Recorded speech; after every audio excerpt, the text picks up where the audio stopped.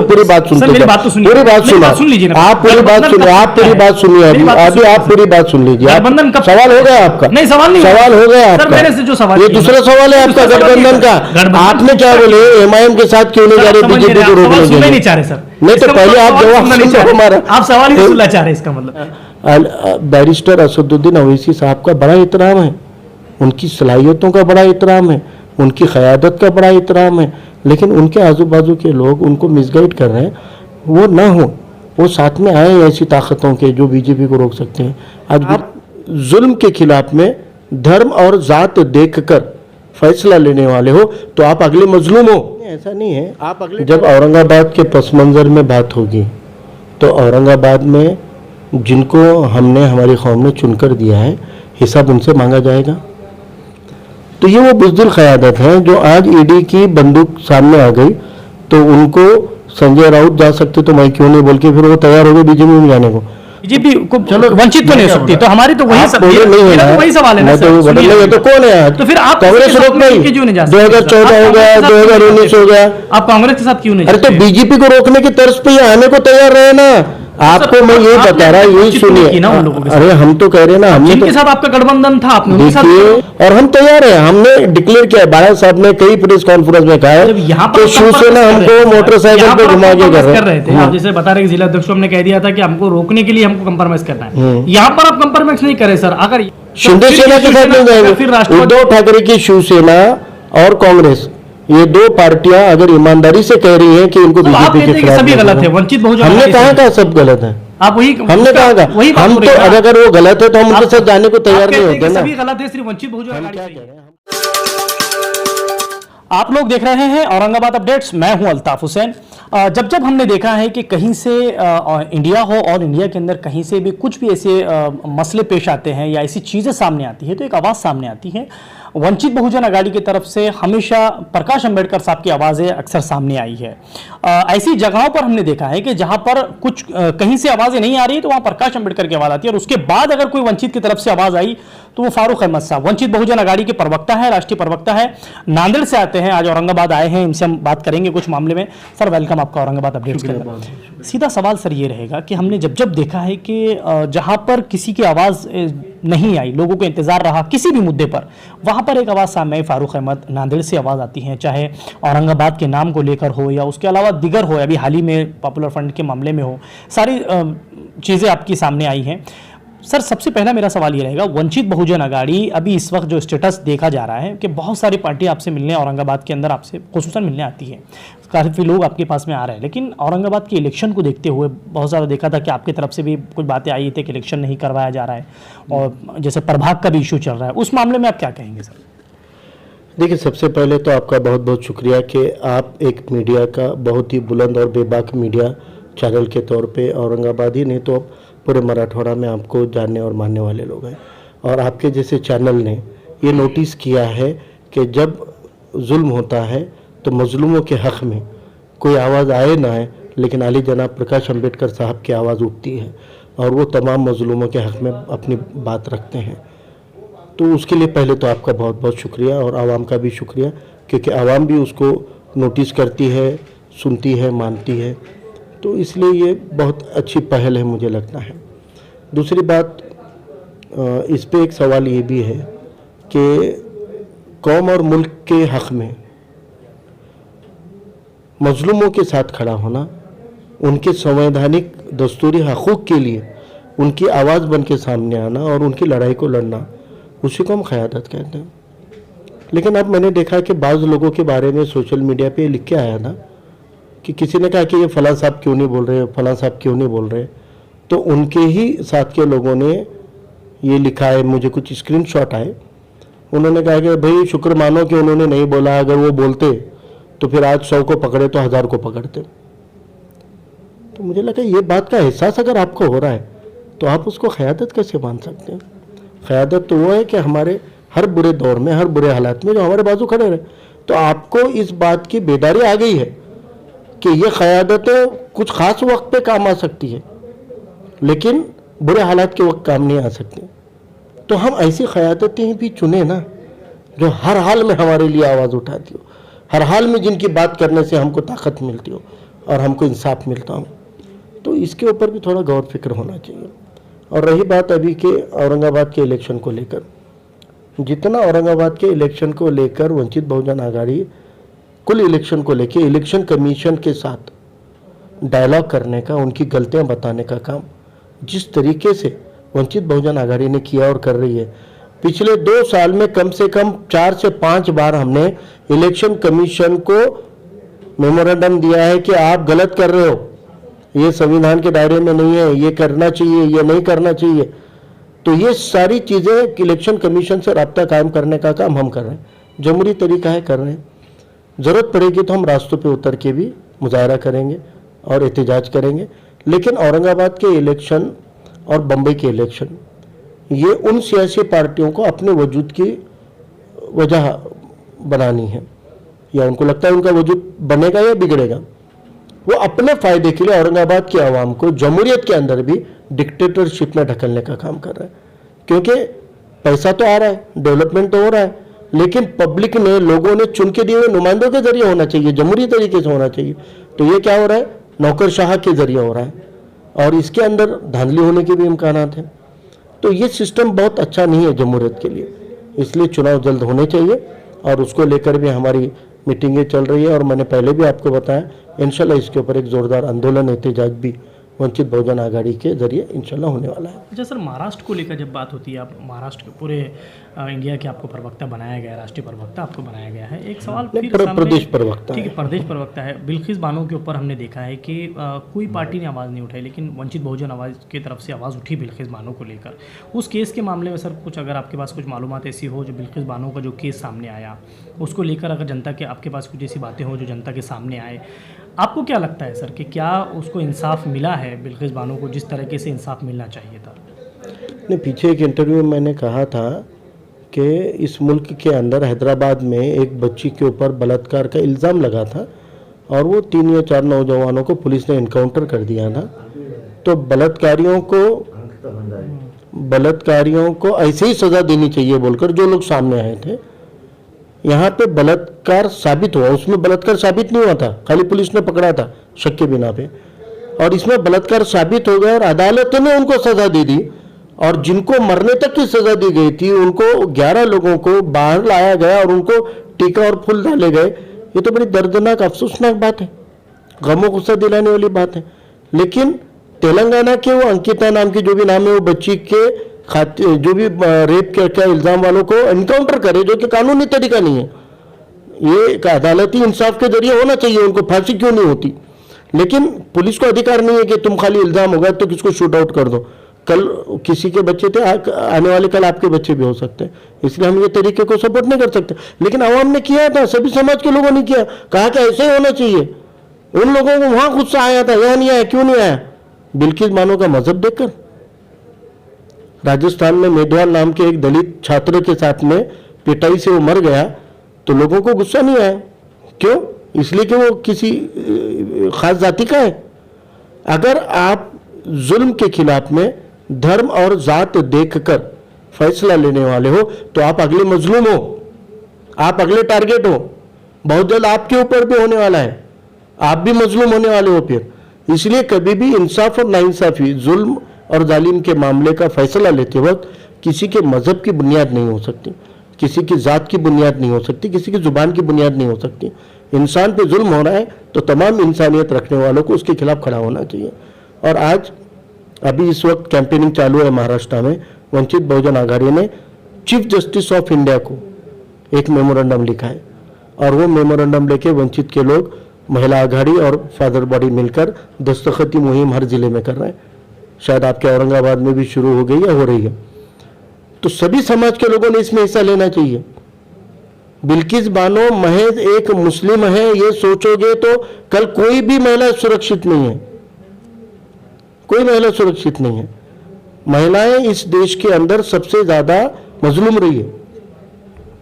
फुले शाह अम्बेडकर को मानने वाले ये बात जानते हैं कि महात्मा फुले ने शूद्र के नीचे शूद्र अति शूद्र बोलकर किसी को अगर जगह दी है, या सबसे ज्यादा पिछड़े से पिछड़ा किसी को माना है तो औरतों को माना है, वो भी सभी मजहब के औरतों पे जुल्म है, ये बताया उन्होंने।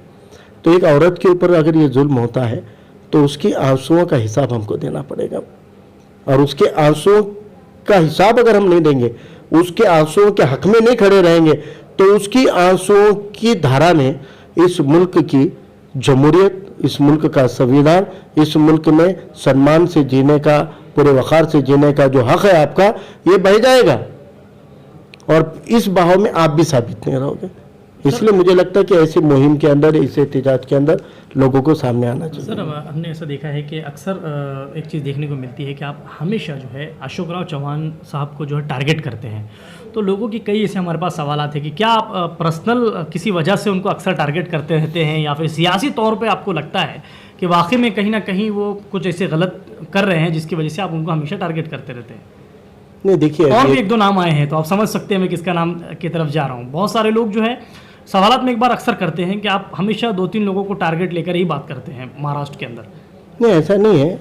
जब औरंगाबाद के पस मंज़र में बात होगी तो औरंगाबाद में जिनको हमने, हमारी कौम ने चुनकर दिया है, हिसाब उनसे मांगा जाएगा।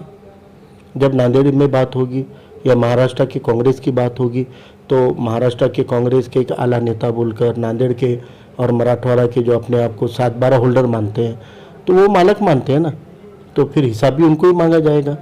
तो उनके खिलाफ बोलेंगे, जो हारे हुए उनके खिलाफ थोड़ी बोलेंगे, बराबर है। तो अब यहाँ पर जिन पे हमारा कर्ज है ना, जिन पे हमारा हक है, जिनको चुन के लाने में हमारे कौम का रोल रहा है, तो उनसे ही हम काम की उम्मीद करेंगे। अब मैंने अगर बाग की देखभाल करने के लिए, चमन की गार्डन की देखभाल करने के लिए माली रखा है, और मेरे पौधों की और फूलों की अगर देखभाल नहीं हो रही है, तो मैं मेरे ड्राइवर को गालियाँ क्यों दूंगा? ड्राइवर को क्यों डांटूंगा?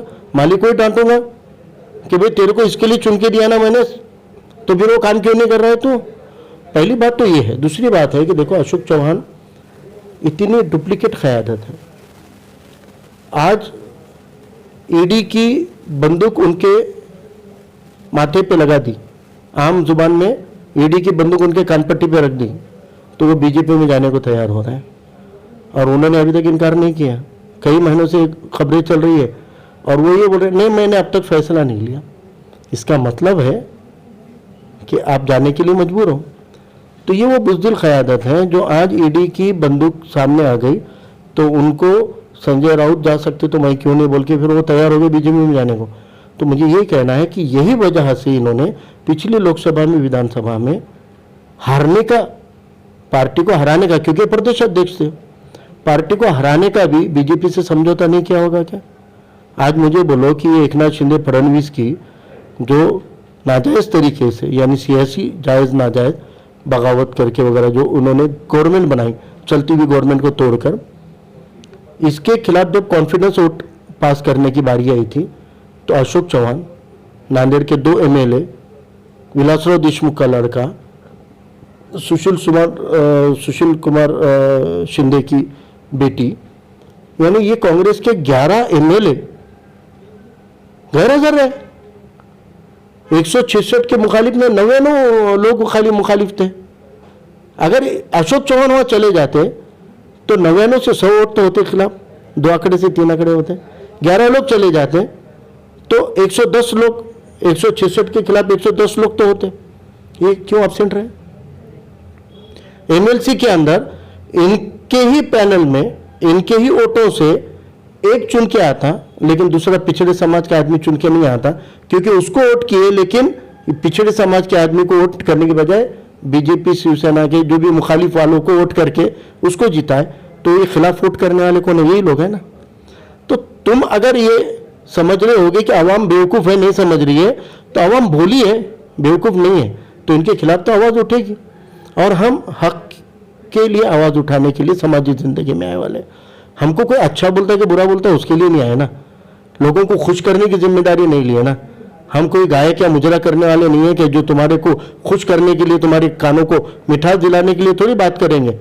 हमको तो जो हक बात है वो करनी है, चाहे वो कड़वी लगे, मीठी लगे। जो हक इंसाफ पसंद लोग हैं उनको मीठी भी लगती है, और चंद मुट्ठी भर लोग हैं जो अंधभक्त हैं, मुरीद हैं, उनको बुरी लगती है। उनको लगता है ऐसा, ये उनका नजरिया, उनका रवैया है। हम सोलापुर जाते हैं तो शिंदे के भी खिलाफ बोलते हैं, हम जहाँ जाते हैं वहाँ पे बीजेपी के कायद के भी खिलाफ बोलते हैं। हम फडणवीस के भी खिलाफ बोलते हैं, हम मोदी के भी खिलाफ बोलते हैं, हम अमित शाह के भी खिलाफ बोलते हैं। तो अब उनके लोगों को लगता है वो हम उनको ही बोल रहे हैं। तो ये अपना अपना नजरिया है। मुझे लगता है कि सोशल समाजी जिंदगी में आप ईमानदारी से हक के साइड में रहो, और आप सवाल जिनके बारे में पूछेंगे जवाब उनका, आज के इंटरव्यू में उनके नाम ही नहीं आते थे अगर आप सवाल नहीं पूछते तो। सही है, लेकिन सवाल आएगा तो जवाब दिया जाएगा। बिल्कुल सही है। तो ये सर, उसके अलावा और एक बात ऐसी देखी जा रही है कि जैसे आप कह रहे हैं कि बीजेपी को रोकने के लिए वंचित बहुजन अघाड़ी आज उतनी बड़ी पार्टी नहीं है कि बीजेपी को महाराष्ट्र हो या महाराष्ट्र के अलावा रोक सकती हो। सर ये सवाल एक है। कौन है? दूसरी बीजेपी को चलो वंचित तो नहीं हो सकती, तो हमारी तो वही आप बोल रहे नहीं है ना, वही सवाल है ना मैं तो सर, बोल सुनिए नहीं है तो कौन है आज? तो फिर आप कांग्रेस रोक पाई? 2014 हो गया, 2019 हो गया, आप कांग्रेस के साथ क्यों नहीं अरे तो जाते? बीजेपी को रोकने की तर्ज पे ये आने को तैयार रहे ना। आपको मैं यही बता रहा, यही बातचीत नहीं की ना उन सुनिए। लोगों के साथ। अरे हम तो कह रहे हैं ना, हमने जिनके तो साथ आपका गठबंधन था आपने उनके साथ गठबंधन तोड़ देखिए दिया। 6 महीने पहले औरंगाबाद में मीटिंग लेकर हमने ये प्रेस के जरिए डिक्लेयर किया है कि स्टेट लेवल पे अगर कांग्रेस शिवसेना या हमसे गठबंधन करने को तैयार नहीं होगी ना, हमने हमारे जिला अध्यक्षों को अधिकार दे दिए कि तुमको जिला कांग्रेस बुला रही है, जिला शिवसेना बुला रही है, तो जाओ डायलॉग करो। हमारे उसूल नहीं बैठते हैं, लेकिन इस वक्त हमको बीजेपी को रोकना है तो हमको अपने 2 उसूल बाजू रख के इनके साथ जाना पड़ेगा, और हम तैयार हैं। हमने डिक्लेयर किया है, बाळा साहब ने कई प्रेस कॉन्फ्रेंस में कहा जब है यहाँ पर कि शिवसेना हमको मोटरसाइकिल पे घुमा के कर रहे थे। आप जैसे बता रहे जिला अध्यक्ष हमने कह दिया था कि हमको रोकने के लिए हमको कंप्रोमाइज करना है। यहाँ पर आप कंप्रोमाइज नहीं करे सर। अगर यहाँ पर आप कंप्रोमाइज कर लेते विधानसभा में तो हो सकता था आज महाराष्ट्र का कुछ और समा बनता। नहीं, फिर आप वही बात नहीं, बात वो फिर नहीं है। मेरे पिछले कोई भी सवाल वही इंटरव्यू आ में जाता है ना निकालो, सर, वो पीछे- आप लाते हो सवाल। नहीं सर, सवाल आप की बात लाते नहीं हो, है। आपने ये तय कर लिया है नहीं सर, बात कि वो नहीं कोई है। गठबंधन के टूटने की वजह हम हैं। नहीं, ये आप तुम्हारा नहीं, सवाल है ना, हम ये नहीं समझ हम रहे। तो चैलेंज कर दी, इससे हमको ज्यादा तो क्या पता ही बोले नहीं है सर, उनको। बात वो नहीं चल रही। लेकिन तो हम हम ये वही बोल रहे हैं कि हम अगर आपको रोकना है, अगर आप कह रहे हैं कि बीजेपी को रोकना जरूरी है, तो अगर बीजेपी को रोकना है तो आपको किसी ना किसी बड़ी पार्टी के साथ जाना पड़ेगा। हाँ, हम तैयार हैं। बड़ी पार्टी कांग्रेस हो, राष्ट्रवादी हो, हाँ। या फिर दिगर और पार्टियां हो, तो हम तो बड़ी कांग्रेस पार्टी के साथ- शिवसेना को प्रपोजल दे चुके हैं कि हम तुम्हारे साथ में गठबंधन करना चाहते हैं, हमको बीजेपी को रोकना है। वो आए सामने, हम तैयार है करने के लिए। बीजेपी शिवसेना के साथ भी आप जाएंगे? बीजेपी के साथ क्यों जाएंगे? नहीं, कांग्रेस हमको राष्ट्रवादी तो के साथ जाएंगे। बीजेपी को रोकना है, एकनाथ शिंदे वाली शिवसेना के साथ नहीं जाएंगे हम, शिंदे फिर सेना ये के साथ शिवसेना, नहीं जाएंगे। फिर राष्ट्रवादी- उद्धव ठाकरे की शिवसेना और कांग्रेस, ये 2 पार्टियां अगर ईमानदारी से कह रही हैं कि इनको बीजेपी को रोकना है, तो फिर आप हमको साथ में लीजिए, हम आने को तैयार है। हम एक होते हैं। पहले हम बीजेपी जैसी जहरीली नफरत की ताकतों को खत्म करते हैं, आपस में लड़ेंगे बाद में, लेकिन फिलहाल आपस की लड़ाई का वक्त तो नहीं है, फिलहाल उनको रोकने का है। वाकई अगर कांग्रेस की ईमानदारी से ख्वाहिश है बीजेपी को रोकने की, वाकई अगर शिवसेना की, उद्धव ठाकरे वाली शिवसेना की ख्वाहिश है बीजेपी को रोकने की, तो हम तैयार बैठे हैं। आप आओ हमारे साथ में गठबंधन के लिए, हम तैयार है। हमने प्रेस के जरिए कहा है, हमने कांग्रेस को लेटर दिया है, कांग्रेस को लेटर दिया गया है। हमारे पार्टी के महाराष्ट्र के प्रवक्ता हैं प्रियदर्शी तेलंग एडवोकेट, उनके जरिए नाना पटोले को लेटर गया है। उन्होंने उनको वक्त देने की बात कही है, दे नहीं रहे हैं।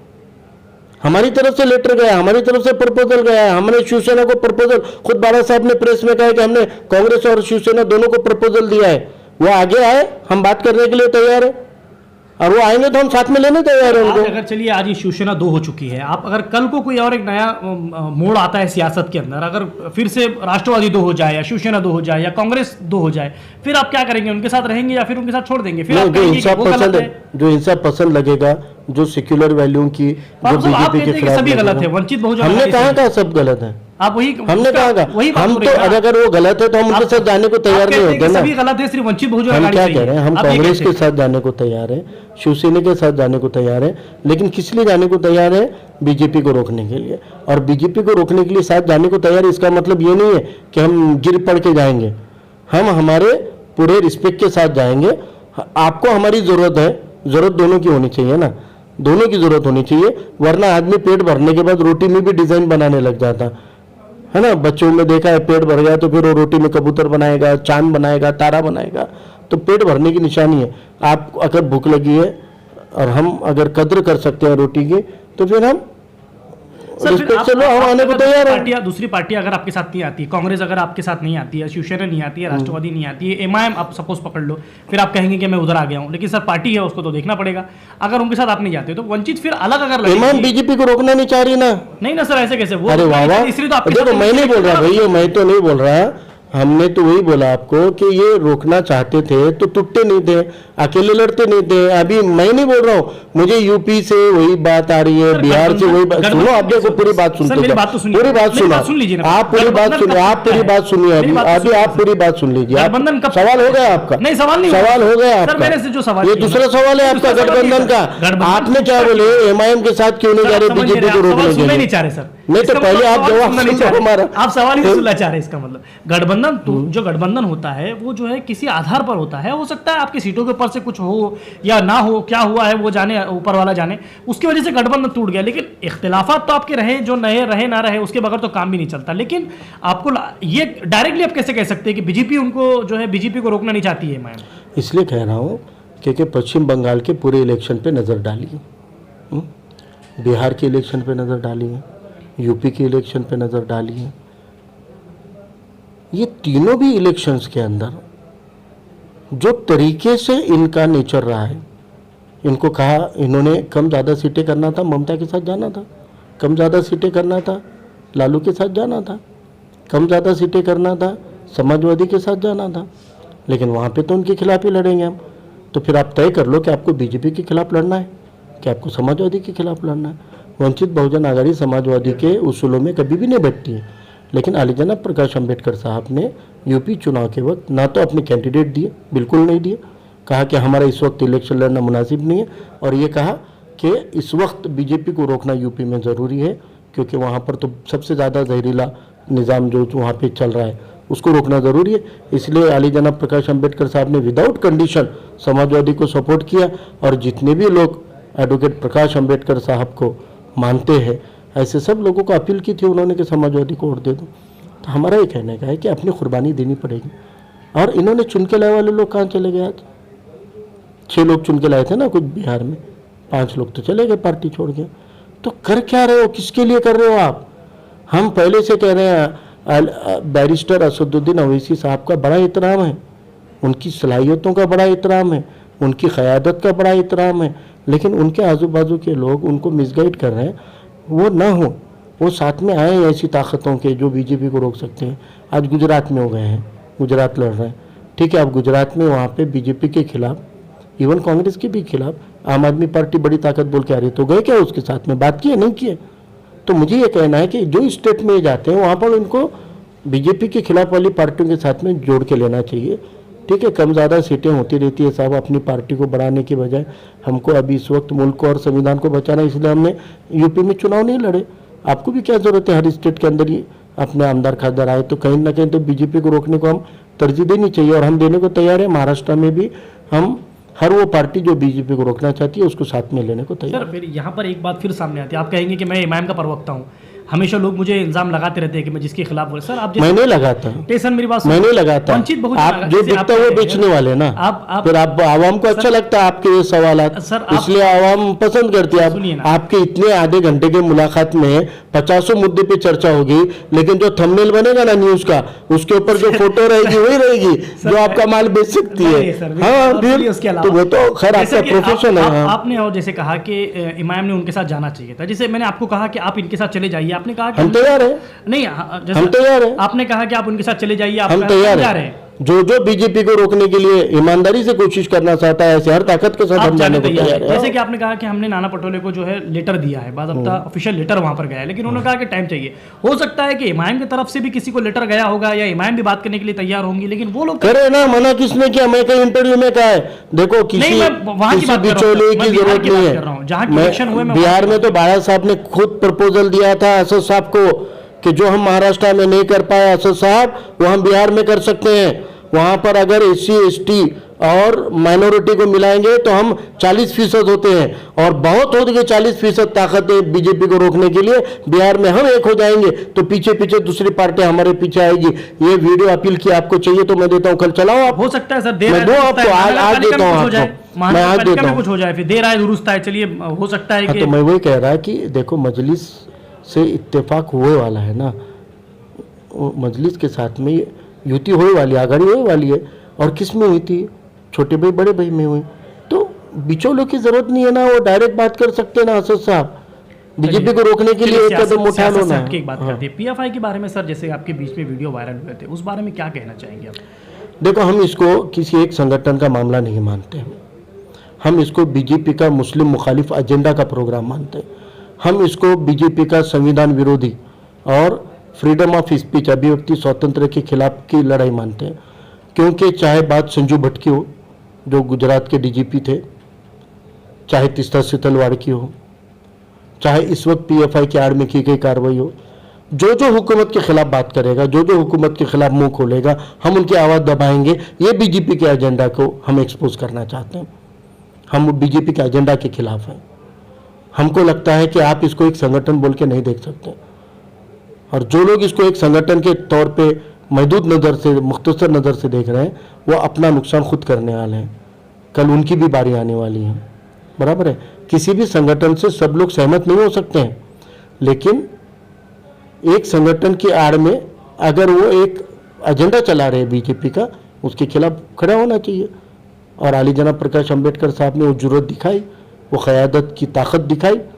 पूछा सवाल, उन्होंने कहा क्या सबूत है, लाओ।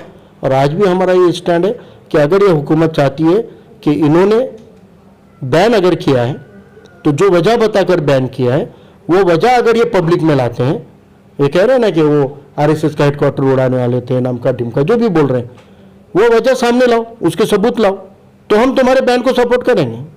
नहीं तो हम राजी नहीं है तुम्हारे फैसले से। हम मुखालिफत करते हैं हुकूमत के फैसले की, हम निषेध करते हैं हुकूमत के इस फैसले का। और आज एक संगठन का नाम आया, कल दूसरी कहेगा, कल तीसरी कहेगा, आप भी साबित नहीं रहोगे ना। बड़ी दर्दनाक बात है। कौम के कायद कहने वाले लोगों ने ये बच्चों को उठाए जाने की एफआईआर की कॉपी निकाली, पढ़ो। मैं आपको बताता हूँ, नांदेड़ परभनी के जो बच्चे उठाए गए उसकी एफआईआर की कॉपी हमने निकाली, हमने वो कॉपी पढ़ी है। उसमें क्या इल्ज़ाम लगाए? ये धरने देते थे, ये आंदोलन करते थे, ये हुकूमत के खिलाफ भाषण देते थे, ये हुकूमत के संसद में पास हुए वाले कानूनों के खिलाफ भाषण देते थे, सीए एनआरसी के खिलाफ भाषण देते थे। 130 करोड़ 140 करोड़ आबादी के अंदर मेजॉरिटी लोग आर्टिकल 14-15 के तहत ये सीए एनआरसी के मुखालिफ हैं। सबको जेल में डालोगे तुम? हम हुकूमत के खिलाफ भाषण करते हैं, हम हुकूमत की मुखालिफत करते हैं, हम हुकूमत के फैसलों की मुखालिफत करते हैं, हम अदालत के भी फैसलों के खिलाफ बोल सकते हैं, हमको उतना भी इख्तियार है। हम अदालत की तौहीन नहीं करेंगे, लेकिन अदालत का फैसला अगर हमको लगता है कि ये फ्रेम में नहीं है, तो हम उसके भी ऊपर बात कर सकते हैं, उसका भी एनालिसिस कर सकते हैं। क्योंकि हमारे संविधान ने हमको फ्री स्पीच का राइट दिया है। फ्रीडम ऑफ स्पीच ये हमारा फंडामेंटल राइट है, और उसको सामने लाकर अगर तुम कार्रवाई कर रहे हो तो ये तो बर्दाश्त के काबिल नहीं है, इसलिए हम नहीं करेंगे बर्दाश्त। चलो सर, आखिरी सवाल मेरा वंचित बहुजन अघाड़ी पे आता है। औरंगाबाद में अभी कोई ऐसे बड़े लीडर्स हैं जो पुराने सियासतदां हों, या उसके अलावा बहुत सारे लीडर्स ऐसे भी हैं सर, हमने देखा है कि बहुत सारे लीडर्स अभी सियासत में आना नहीं चाहते, लेकिन उनके अंदर उतना टैलेंट है कि वो औरंगाबाद की जनता के साथ में, जनता के काम आ सकते हैं। तो ऐसे लीडर्स के साथ आपकी बातचीत हो रही है, या फिर और पार्टी के कोई नगर सेवक या कार्यकर्ता या दिगर पद रखने वाले वंचित में आने के लिए अभी इस वक्त तैयार है? देखिए, अगर कोई ऐसी क़यादतें शहर औरंगाबाद में हैं जो कौम को ताकत दे सकती हैं, इन हालात में कौम के ऊपर होने वाले जुल्म के ख़िलाफ़ डट के खड़ी हो सकती हैं, और अगर वो पॉलिटिक्स में नहीं आ रही है, तो इस कौम के पीछे जाने का, इस कौम के पसमानदा होने का, इस कौम का मजलूम होने का सबसे बड़ा सबब ये लोग ही है। यही बड़ी वजह है। इनके अंदर क़ुव्वत है, इनके अंदर ताकत है, इनके अंदर बेबाक बोलने की सलाहियत है, फिर भी ये अगर अपने कौम की आवाज़ बन के सामने आने तैयार नहीं है, फिर भी ये सियासत में आके इसको तब्दील करने को तैयार नहीं है, तो ये सबसे बड़े दोषी हैं। और जो लोग क़यादत के तौर पे सामने आए हैं वो शेर की खाल में भेड़िए है। अगर उनके अंदर इतना पुख्ता ईमान नहीं है कि वो हक बात के लिए आवाज़ उठा सकें, बेबाक तरीके से बात रख सकें, अगर उनमें ये दम नहीं है, तो उन्होंने ये चोला उतार के फेंकना चाहिए। कौम को ऐसे क़यादतों की ज़रूरत नहीं है। बुज़दिल क़यादत का इंतखाब कौम से लाशें उठवाती है। आज ये लाशें उठ रही है, आज जुल्म हो रहा है, आज हम मजलूम हो रहे हैं, तो हमने जिनको मुंतखब किया है, जिनका इंतखाब किया है, वो बुज़दिल है। और बुज़दिल क़यादत है बोल के। साहब एक छोटी मिसाल बचपन से सुनते हम कि अगर 100 भेड़ों का सिपे सालार एक शेर हो और 100 शेरों का सिपे सालार अगर भेड़िया हो ना, तो 100 शेरों को 100 भेड़िए की फौज हरा देती है, क्योंकि ये 100 भेड़ियों का जो सिपे सालार है वो मर्द मुजाहिद है, वो पुख्ता ईमान वाला है, वो हक के साथ डट के खड़ा रहता है, वो हक के साथ बोलता है, वो जुल्म के खिलाफ लड़ता है, वो सिपे सालार है। तो हमको ये मिसाल बचपन से सुनते आ रहे हैं, लेकिन हम मुंतखब करते टाइम पे जज्बाती रो में बह जाते हैं। किसको सामने ला रहे हैं आप? बुज़दिल क़यादतों को बड़ा बना रहे हैं, उनके मुरीद बने बैठे हैं। तो वो लाशें जो है वो खाली यहाँ वहाँ नहीं हो रही है, वो कल हमारे पास भी आएगी। मैं बार बार बोलता हूँ किसी शायर का एक शेर, आज भी बोलता हूँ कि एक तंजीम वाले बोल रहे हैं ना, वो फला तंजीम से हम मुत्तफिक नहीं थे, हुआ तो हुआ बैन, उनका भी नंबर आने वाला है। क्योंकि शायर कहता है कि मेरे घर को जलता हुआ देखने वालों, घास का छप्पर आपका है, आग के पीछे तेज हवा है, आगे मुकद्दर आपका है। उसके कत्ल पे मैं भी चुप था, मेरा नंबर अब आया, मेरे कत्ल पे तुम भी चुप हो, अगला नंबर आपका है। Thank you sir, thank you. ये थे फारूक अहमद साहब जिनसे हम तो बातचीत कर रहे थे। बड़ा टैलेंट रखते हैं फारूक अहमद साहब, जैसे कि इन्होंने बड़े अच्छे अंदाज में सारी बातें कही। महाराष्ट्र की सियासत को लेकर बातचीत हुई इनके साथ में।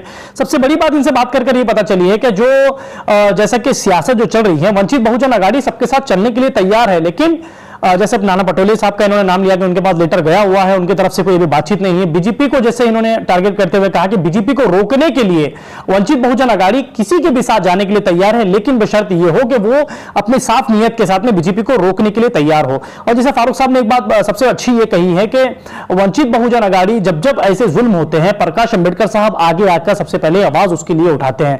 फारूक अहमद साहब से बात करके बहुत अच्छा लगा। और देखते रहिए औरंगाबाद अपडेट, सब्सक्राइब करिए हमारे चैनल को। कैमरामैन जियाउल हक के साथ मैं अल्ताफ हुसैन, आप लोग देख रहे हैं औरंगाबाद अपडेट्स।